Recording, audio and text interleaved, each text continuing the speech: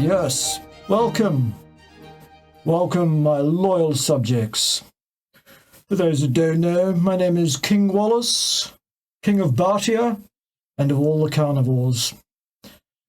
It is my absolute desire and wish as king that you should all now give your fullest and most undivided attentions to His Eminence, the Lord Professor Bartholomew W.T. Kay, as he now runs you through yet another very important learning session regarding the bicycle of Randall. Yes, Randall's bicycle, and his demolition of the heathen, the charlatan, known as Paul Salad Boy Dingo. Off you pop.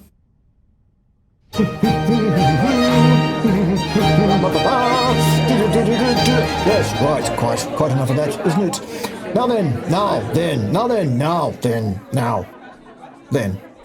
Thank you very much, Your Royal Highness, for the very, very kind words of introduction. Thank you for joining me here for Meet Militia operational briefing. Once again, it is my solemn duty to deal with folks who are wrong on the interwebs, aren't they? Yes they are. It's a shame, but nonetheless, gives us something to talk about in our operational briefing here, doesn't it, staff? Right, let's hear from Paul Saladino and his ideas regarding the bicycle of Randall. Randall's bicycle. Yes, let's hear it, Paul, and we'll put you right where you're wrong. Spoiler, staff. Have your notepads ready. Bit of decorum, bit of quiet. Hush down. Here it is. So the next question I want to address is on the Randle cycle.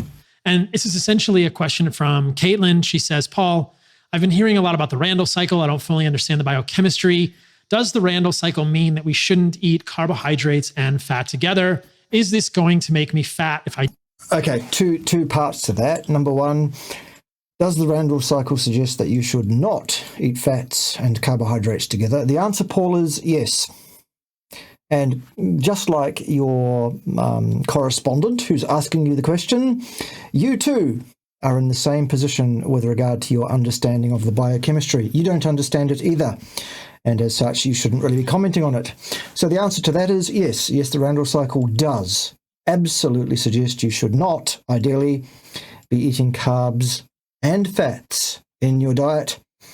As to the second part, as to whether the eating of carbs and fats together will necessarily lead to an increase in your adiposity, your fatness, the answer is not necessarily. It may well do, but it's not a fait accompli. In fact, that's not the issue with the Randle cycle, although it's one potential outcome of Randle cycle activation of the sort you don't want. It's not the only one, and it's not the one that is of most concern most immediately. All right, what's next? I do this, how should I navigate eating fruit on my animal-based diet? So the answer is you shouldn't eat an animal-based diet, including fruit. You should eat 100% carnivore. Fruit is not part of the appropriate diet for a human being, and as such, you shouldn't be eating it. Listening to Paul Saladino telling you should because he's a sugar addict and for no other reason is not a good enough reason to be eating something you absolutely, demonstrably, clearly should not be eating.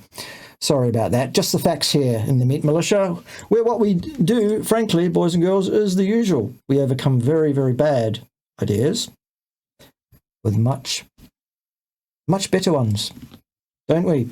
Also, while we're here, we should probably also acknowledge His Royal Imperiousness. He's one of the co-regents, I guess, of the Meat Militia. This is His Majesty, King Lord Edward Yellow of the Meat Militia, and also of Carnivore Revolution, apparently. I can't get him out of it. He sleeps in it. I can't do a thing with him. He's so chuffed to have his own little apron. Aren't you, Ted? Yes. Anyway, let's carry on. Ted, you go down there and twiddle the knobs like you normally do. Good lad. Good lad. Right, Paul, make some progress, please.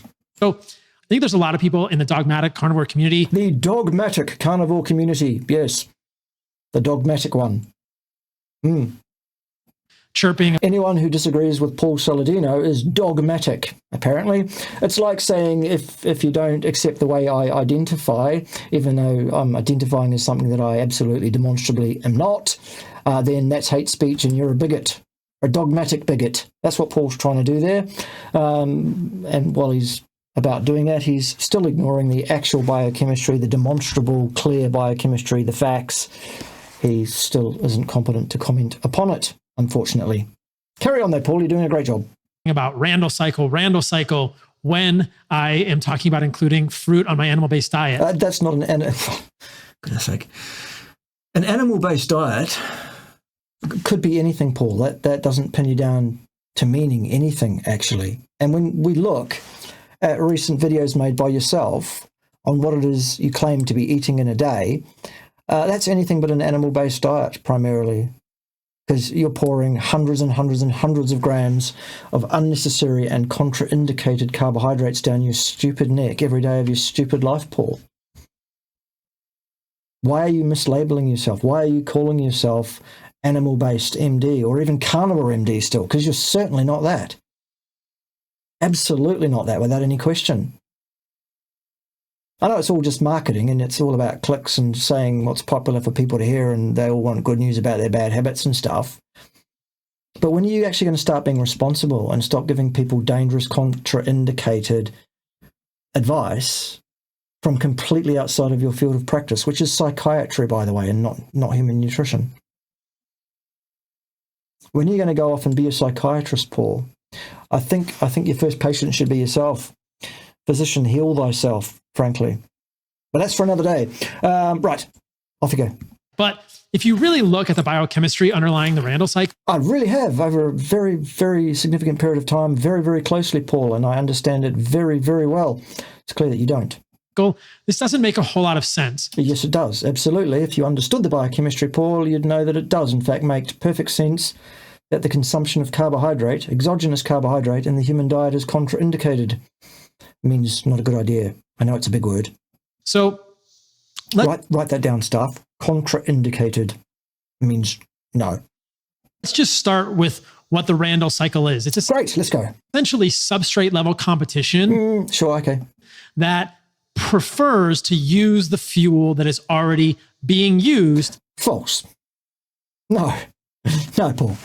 Number one, it doesn't prefer anything. It's a series of enzymes and interactions between various concentrations of various metabolites and intermediaries and things in a cell that all work particularly according to the way it's evolved to work, with its evil machination to control the levels of various things within a cell, such as to protect that cell from the damage that it would otherwise suffer if it had, for example, too much sugar in it.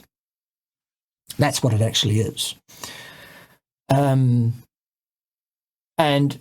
to say that it prefers to continue to use what it's already using would suggest something pretty clear, wouldn't it?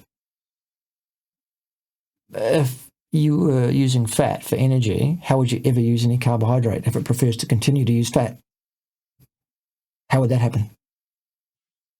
What about if you're already using carbohydrate? How would you ever switch to fat if it prefers not to switch?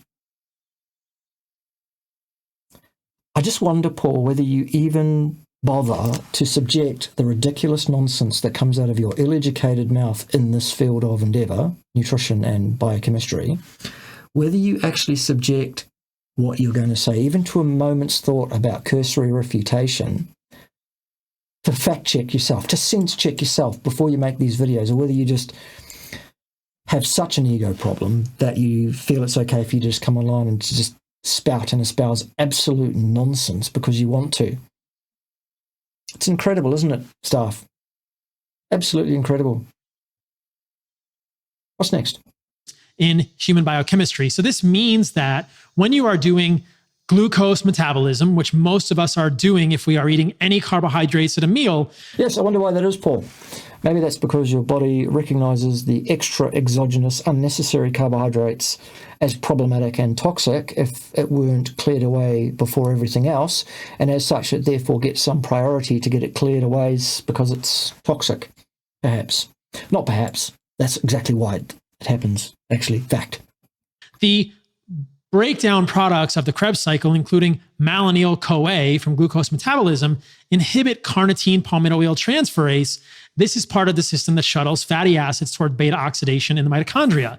Similarly, and conversely, high concentrations of acetyl-CoA and citrate from beta oxidation, which is fatty acid oxidation, inhibit the pyruvate dehydrogenase complex that shuttles glucose metabolites toward the Krebs cycle in our biochemistry. Yes, Paul, but it doesn't interfere with the additional pathway under which glucose can enter the Krebs cycle, that being directly at the oxaloacetate pathway. Whoops. Oh dear. Dear, oh dear. So you haven't even got the mechanics of how this thing works and why it works correct, let alone being able to interpret what the meaning of the thing is and why it has evolved as such.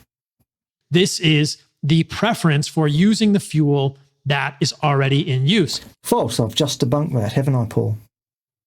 Clearly, because pyruvate, while it might be blockaded from entering the Krebs cycle at the level of acetyl coenzyme A at the pyruvate dehydrogenase complex inhibition, that does not stop carbohydrate entering at oxaloacetate via a transmutation of pyruvate via a different series of enzymes into the cycle, into that pathway. Whoopsie daisy.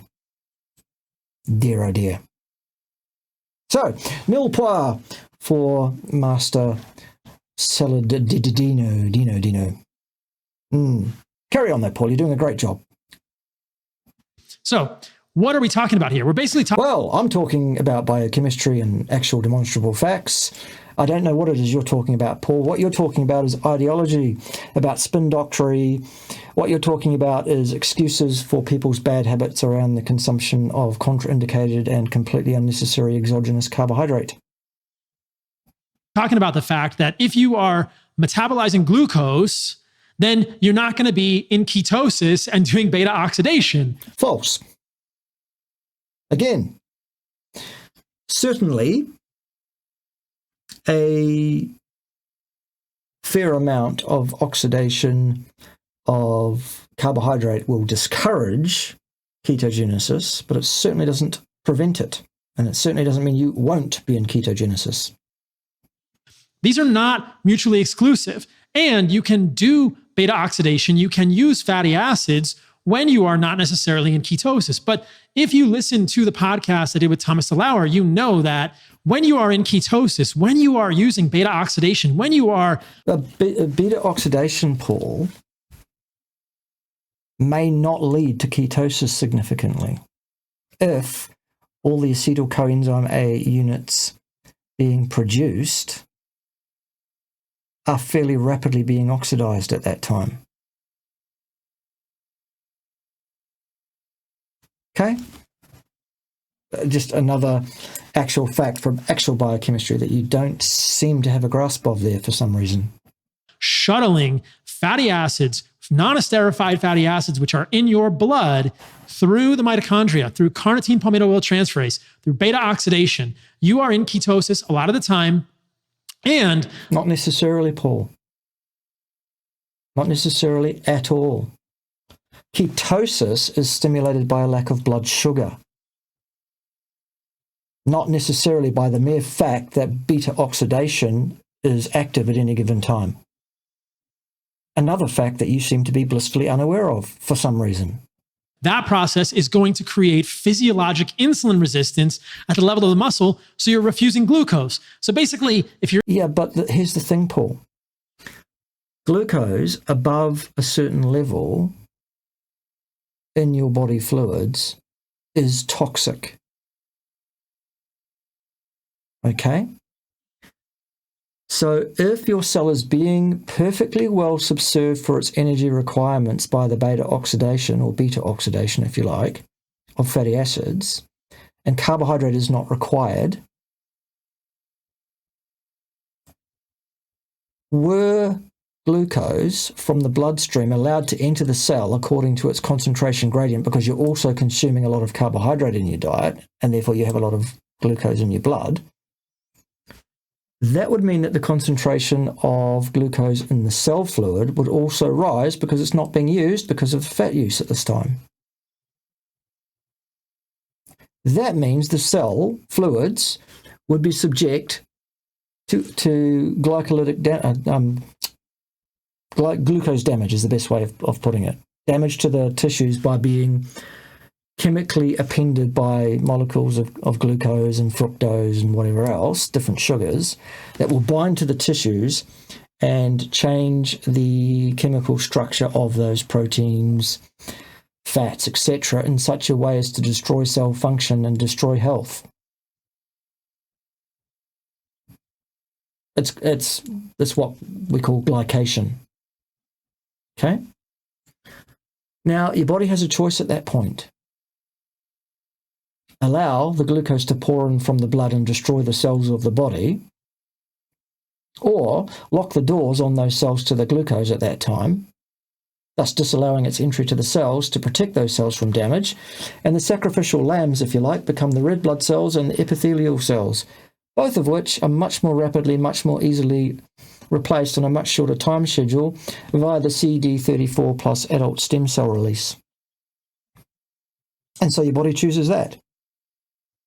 Now, the biological design, the genetic past of the human being, being that we consumed, to speak of, no carbohydrate to speak of for the last 350,000 years, give or take, would suggest that having an overplus of glucose in our bloodstream at any given time was a rare occurrence indeed.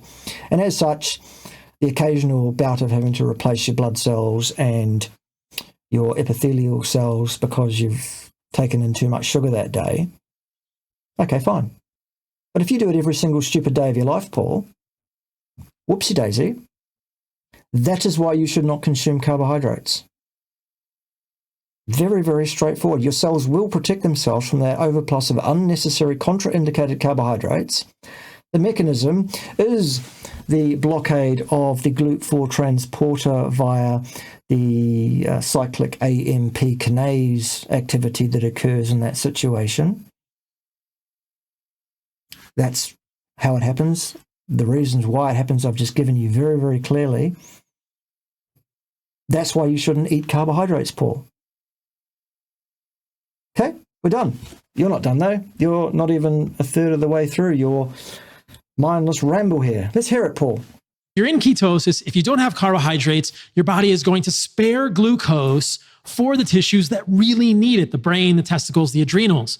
And if you have glucose in the environment, as I've said on previous podcasts, this is really a signal of abundance for humans, and the body's not going to burn fatty acids in the sense of it's not going to make non-esterified fatty. No, it's nothing to do with abundance. It's to do with the need to get rid of that sugar from the body as quickly as possible, Paul. So it takes preference through the oxidative pathway to be oxidized to carbon dioxide plus water. It is transmuted at the liver to triose or glyceride for storage as fat. And in severe situations, when your blood sugar is extremely high, it can be passed directly into the urine to be passed out that way. Okay, it's nothing to do with abundance. It's because it is toxic and poisonous. Above your baseline level in the blood, which is roughly around half a teaspoon of glucose in your entire blood supply. Okay? Simple. What's next? Acids from the fat tissue, it's not going to increase non-esterified fatty acids in the blood. It's not going to create physiologic peripheral insulin resistance. In that state of insulin resistance is a construct, Paul. Tell me the name of a company, please, that manufactures an insulin resistance meter that measures some physiological actual thing, i.e. insulin resistance. There is no company making any such meter because there is no such physiological signal. It's an idea. It's a construct put together by people who are using various other measurements and putting them into a calculation to come up with some idea of something called insulin resistance. No, not at all. It's nonsense, Paul. When the Randle cycle is activated, because there is plenty of energy being oxidized in the form of fatty acids and carbohydrate is not required in the cell fluids, then What happens is the cyclic AMP kinase activity blocks out the GLUT4 and stops the insulin from binding to it, ergo locking the sugar out of the cell as it should to protect that cell from the damage that it would otherwise suffer. Okay? Really easy to understand, even if you're a little bit simple. Okay? Of ketosis because it can use glucose. Now, your body goes back and forth with these throughout the day to differing degrees. We must be doing some level of beta oxidation throughout the day. It's not an on or off switch, but these processes are in competition to some degree, which is normal human biochemistry. I think most of the time, you don't want to be in ketosis. You want your muscles to be insulin sensitive. You want the glucose disposal. You want the glucose disposal to be happening at the level of your muscles. Or indeed, if you're not consuming unnecessary, contraindicated exogenous carbohydrate, then the need to be so-called insulin sensitive is null and void. Type 2 diabetes, type 1 diabetes, type 3 diabetes, it doesn't matter what kind of diabetes it is. Diabetes is elevated blood glucose, Paul, nothing else. That is how it is diagnosed. That is what the pathology is. Nothing to do with insulin. Insulin reacts to blood glucose levels. It does its job perfectly well at all times, and its job is prevented purely by the cyclic AMP kinase activity in a cell that has sufficient energy just now, thanks.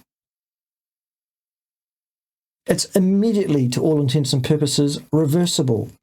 All you need to do is stop pouring carbohydrates down your stupid, ignorant neck.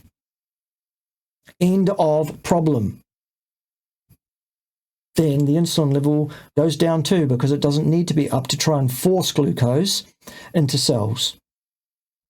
Because those cells will take up small amounts of glucose, appropriate amounts of glucose, as it is presented to them in the appropriate way, which is via the blood glucose level as that is determined by gluconeogenesis from non-glucose precursor, as opposed to huge, vast, relatively massive doses of glucose being dumped rapidly into the bloodstream by idiots who say eating carbohydrates is good for you. Paul. All right? You're still not done, though. You're doing a great job, by the way. Carry on. As you know, if you've listened to my podcast on ketosis, why I'm not a fan, the recent one with Thomas DeLauer. Yeah, but they're stupid, Paul. They're ignorant. Everything you said in your videos is easily dismissible, refutable within seconds. And I have done, in fact. If people want to have a look on my actually science-based channel here from someone who actually does understand this material, you would go to my main channel, which would be at Bart-Kay. You'll find it. It's the nutrition science channel, the main channel. Yeah, go there and you'll learn about why ketosis is actually a perfectly normal, natural part of metabolism. And you do actually not only want, but need to be in ketosis at various points during any given day. It's the thing that actually maintains your energy homeostasis, among other things, Paul. Do you want to be in ketosis all the time? No. How do you cycle out of that? Well, by eating a properly designed, sensibly applied, species-appropriate, species-specific, ancestrally consistent diet, and that's not one that contains any amount of carbohydrate, Paul, at all. Neither does it contain any significant amount of organs. That was your problem, by the way, son. That's why you failed on Carnivore, because you ate too many organs and your eating schedule was wrong and your intakes were wrong for your particular individual needs, and you failed to defer to someone with more knowledge than yourself and ask for help. I would have helped you. Get it right, Paul.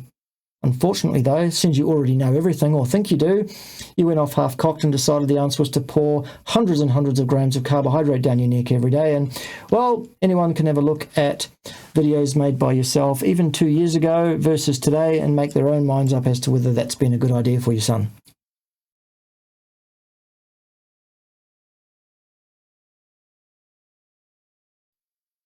Right, what's next? When you are in ketosis, your fasting blood sugar will be higher because... No. The very reason you're in ketosis, Paul, is because your blood glucose is lower than it ought to be. Okay? Goodness gracious. Are you stoned?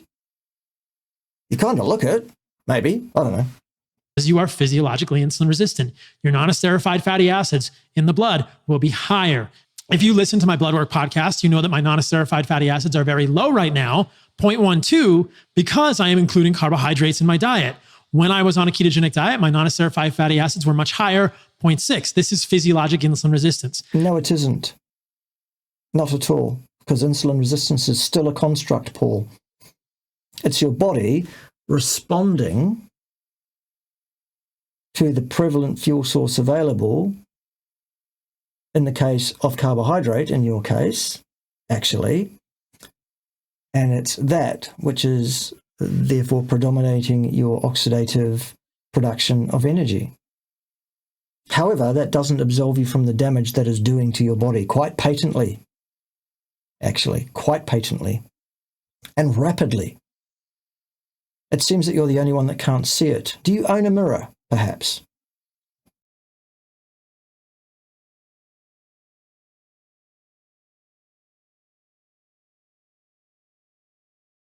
This is essentially what the Randle Cycle is talking about. No, it isn't. The Randle Cycle doesn't talk about anything, Paul.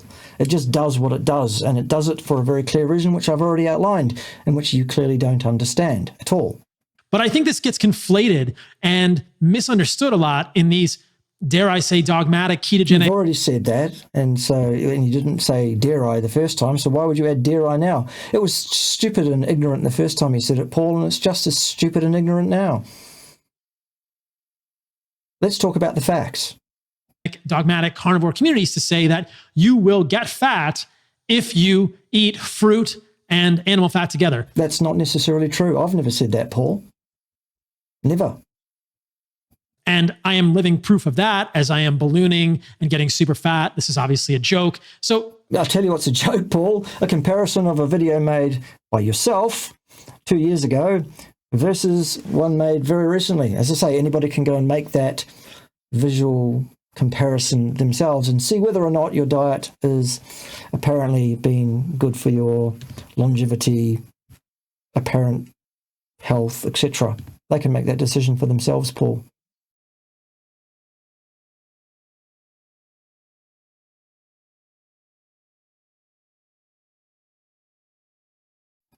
what we can see very clearly from thousands of people who are eating an animal-based diet, we hope that thousands more will join us for Animal-Based 30 at Heart and Soil. Well, that's just stupid. What you need to do is eat a carnivorous diet. And that doesn't include fruit or honey or carbohydrates of any kind to speak of. That will be contraindicated as per the Randle Cycle. That when you eat an animal-based diet, a lot of people lose weight. Most people are going to lose weight. They're going to become more jacked. When you come from a standard diet, sure. But so what? They're going to be. But you can lose weight by going vegan as well, Paul. Is that a good idea? Even you're not stupid enough to believe that, so are you? Become more lean. So clearly eating fruit and animal fat together doesn't make you fat. It doesn't necessarily, but it absolutely can. It depends very much on a whole bunch of other factors that play into whether someone will indeed be building up their fat stores or breaking them down. Metabolism tends to run in one of those directions only at any given time, and it can take quite a bit to change the inertia, to change the direction of flow. It plays, and there are many things that play into it, like your hormonal responses, your endocrine responses, your inflammasome, all sorts of things. Nobody that knows anything about the Randle Cycle will say to you that it necessarily will cause you to get fat, because that's not so. That's not what the Randle Cycle is really saying. It's not saying anything still, Paul. It's not saying that if I eat a steak with some fat along with fruit, that fat is going to get stuck on my body and I'm going to become fat. No, that's right. But it's still not the Randle Cycle saying anything. Yes, my body may preference burning the glucose. It will. Not may, it will, Paul. During that meal, but later on. Not during the meal, Paul. Afterwards, once you've absorbed it and those nutrients have been added to your bloodstream, for goodness sake. Come on, son. on overnight, I'm easily going to go into a fat burning mode. I'm easily going to moderate my fat storage. Well, you might, Paul. It depends from person to person in terms of how much inertia there is in whatever it is that's causing their metabolism to run in a certain direction. It can take quite some time to pull that ship up and turn it around. Because I am an insulin sensitive, metabolically. That's a construct as well, Paul. Healthy individual. What, Paul? You cannot possibly claim to be metabolically healthy. I'm sorry, son. Go and have a look at images taken in video of yourself just 2 years ago and compare them to how it is today, son.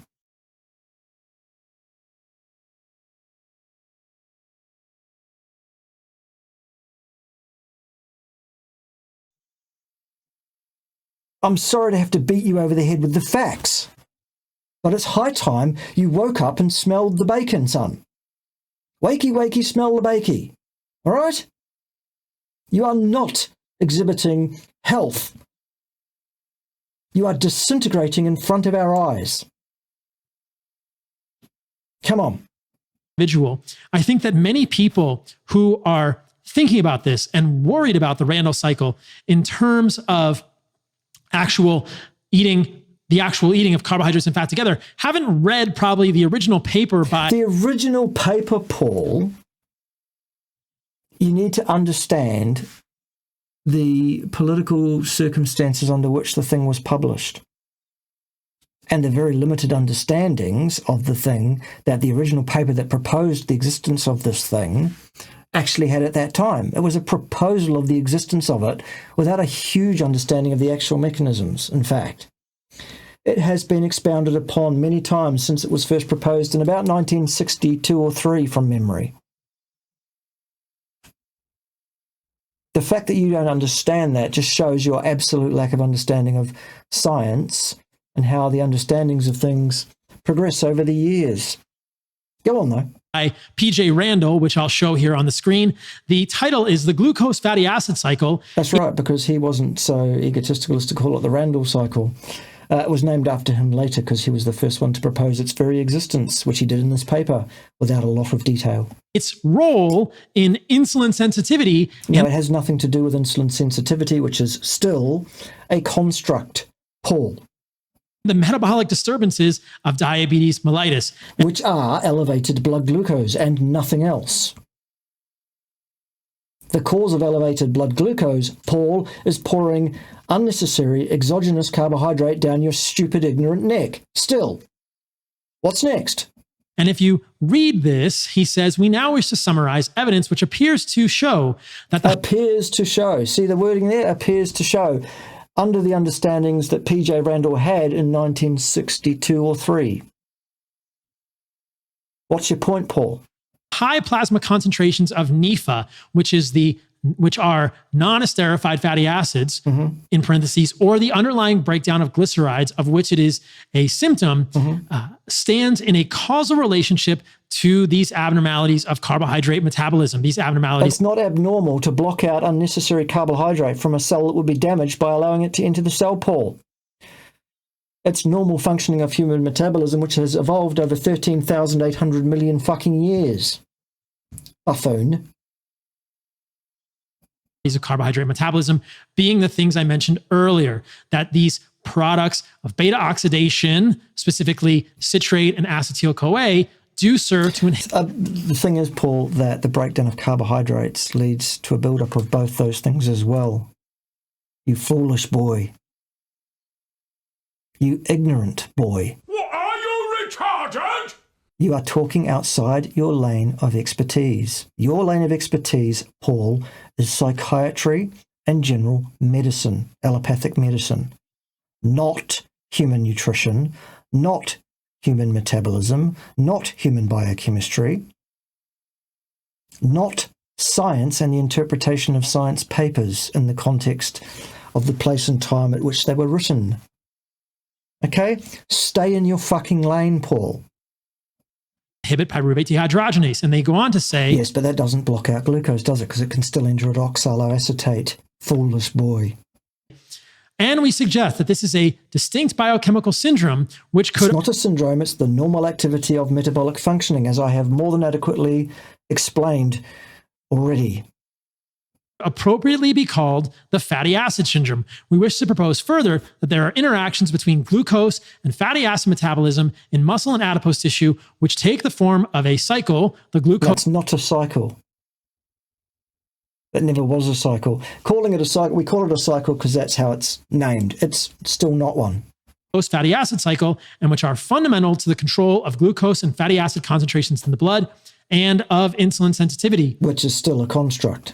You can see here that they detail this glucose fatty acid cycle. No, not really. See how that's absolutely lacking in detail? It's a loose, overarching schema that misses so much of the actual minutiae and actual detail there that it's laughable, Paul. Because it wasn't well elucidated in 1962 or 3. This is a schema which is remarkably accurate in terms of what it actually does outline, but it misses all the nuance. Okay? Including fatty acid acyl-CoA, glucose going to L-glycerol 3-phosphate, triglycerides, glycerol, and yes, we can read, Paul. Some of us can read and understand, however, which is quite a different thing. Fatty acids. But the take-home message in this paper is what it was in 1962 or 3. Since then, we've learned a lot more about it and we understand it much better. And in the actual... Also, you need to understand that in order to get his paper published, our friend Randall had to comply with the message of the day. Completely unlike today, where we can say whatever we like, isn't it, boys and girls? No. We've really progressed since then in that regard, haven't we? No.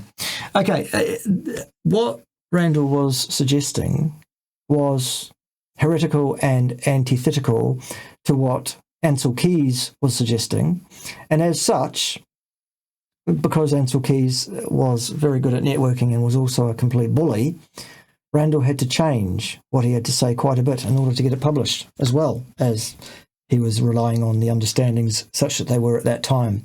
So, Paul, seriously, son, you really are beyond a joke in terms of your complete incompetence in this field. You need to stop. You need to stay in your fucking lane. And this is not it. I'm sorry. What's next? Well, understanding of this human biochemistry. Yes, I understand human biochemistry. It's one of the things I'm very expert in, Paul, and you are not. Is that the products of human fatty acid metabolism are going to favor the continuation of fatty acid metabolism? To some degree, yes. Well, that sounds great. The same is true of the primary outcomes, the things that tend to pull up when you are using glucose as well.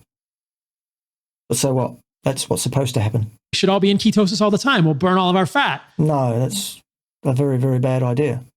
In fact, being in ketosis all the time tends to be deleterious in terms of several functions of your body because of its association with insulin responses and things, among other side effects of it. For example, it's bad in terms of your ongoing thyroid function, your metabolic function, therefore, as a downstream effect of all of that. Also, your kidney function can be adversely affected by insufficient insulin response to a daily bolus of protein that's large enough to cause that little bump in your insulin that's needed every day to keep your kidney function viable. And also, if you're poisoning yourself with vastly too much, for example, copper, by pouring tons and tons of unnecessary and indeed clearly contraindicated liver down your stupid neck, because you're in bed with some liar that says that liver's the answer to everything and selling supplements put together by that clown, it's Darwin in action, frankly. Okay? At no time in our history did we eat tons and tons and tons of liver. Of course we didn't, because the amount of liver that we consumed was commensurate with the amount of liver that was available with respect to the amount of muscle, meat, and other things that were available, of course. So, basically, Paul, you did it wrong. Okay? Son, that was the problem. And you're still doing it wrong. Very, very wrong. And you're only compounding your sin and your evil contraindicated misanthropy by now incompetently telling others to get it wrong as badly as you're getting it wrong. Clearly. Again, son, do you own a mirror? Go and get one. Be objective. Look at the thing. Look in the thing. And then look at your videos made several years ago. Right, what's next? Except we won't, and we'll get electrolyte problems, testosterone issues, all the things I've talked about in the past. That's what will happen if you remain in deep nutritional ketosis all the time. Yes, that's why you shouldn't do that. Good. Balance here. It is okay to eat carbohydrates No, it isn't, Paul. Still. False. from fruit. No, not at all. Fruit is the worst carbohydrate you can consume because it contains a significant amount of fructose, which is 7 to 10 times more glycating than even glucose is, and it will not be picked up by the A1C test because the A1C test is specific to glucose glycation, Paul, as I've clearly outlined in previous videos, showing you to be wrong in that field as well. And yet it's like water off a duck's back, isn't it?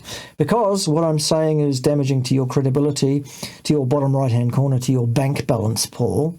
That's why you're ignoring it.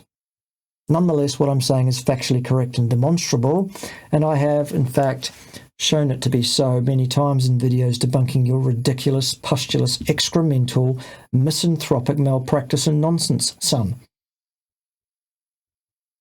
Anyway, sum up, because I've had a gustful of you already for one day. With your fat, this doesn't mean that you will get fat. Yes, agreed. You won't necessarily get fat if you're activating the Randle cycle every single day. Depends on a lot of other things. What you will do, however, Paul, is you will age hugely, rapidly, vastly quickly, because you will damage your tissues with glycation. Okay? I'm clearly not a fat individual. I'm very lean. If you've seen any of my Instagram. Yes, but you're clearly vastly, hugely damaged by glycation, Paul. And it's the kind that isn't being picked up on an A1C test because it's largely fructose-based, which is vastly worse for you. And you're consuming vast quantities of fructose every day, son. Vastly more than you should be consuming, which is none at all. Okay? Or other social media where I frequently have my shirt off because I'm often surfing, or just in Costa Rica because I'm in a warm place.